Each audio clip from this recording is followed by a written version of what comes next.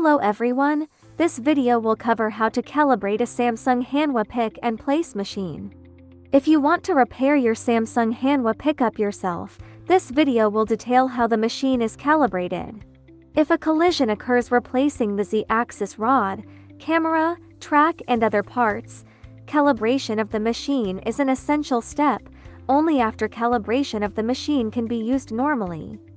If you are interested in mastering the skills, please follow and subscribe to me. I hope you will like and support me. I will keep updating the video.